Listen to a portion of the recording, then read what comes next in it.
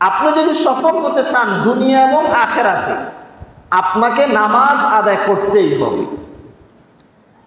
রাসূলুল্লাহ সাল্লাল্লাহু আলাইহি ওয়াসাল্লাম নামাজ আদায় করলে কি ফজিলত, কত গুনাহ আল্লাহ তাআলা মাফ করেন, এটার উদাহরণ দিতে গিয়ে একটি ঘটনা বর্ণনা করেছেন, একটি উদাহরণ দিচ্ছেন।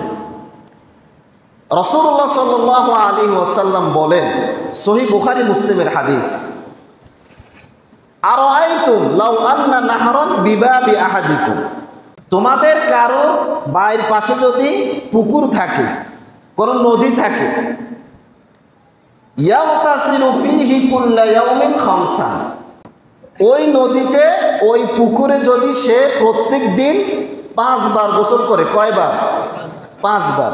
খেয়াল করে, দিনে আপনি পুকুরে যদি 5 বার গোসল করেন, আপনার শরীরে কোনো ময়লা থাকবে? থাকবে না। একবার গোসল করে তাতে তো আমাদের আলহামদুলিল্লাহ পরিপাটি হাসিল হয়। 5 বার যদি আপনি গোসল করেন, শরীরে কি ময়লা থাকবে? রাসূলুল্লাহ সাল্লাল্লাহু আলাইহি ওয়াসাল্লাম নিজেই প্রশ্ন করতেছেন, হাল ইয়াবকা মিন দারানিহি শাইউন, তোমরা বলো যে ব্যক্তি পুকুরে 5 বার গোসল করে তার শরীরে কি কোনো ময়লা থাকবে? ক্বালু লা ইয়াবকা মিন দারানিহি শাইউন, সাহাবায়ে কেরাম বললেন, না ইয়া রাসূলুল্লাহ, তার শরীরে কোনো কি থাকবে না? ময়লা থাকবে না।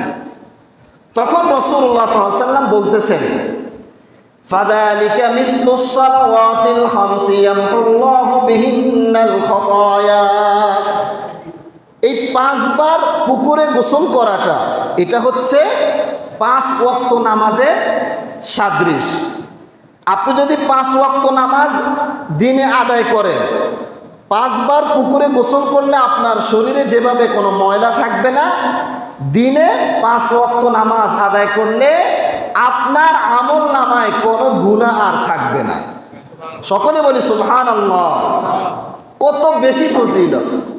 আমরা আমাদের প্রত্যেকের বিভিন্ন গুনাহ আছে তো, নাকি আমরা মাসুম?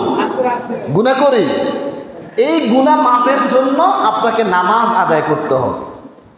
আপনি যদি দিনে 5 ওয়াক্ত নামাজ আদায় করেন, আপনার এই 5 ওয়াক্ত নামাজ আদায়ের মাধ্যমে আপনার শরীরের, আপনার যে আমল নামার যে গুনাহগুলো, এগুলো মুছে যাবে।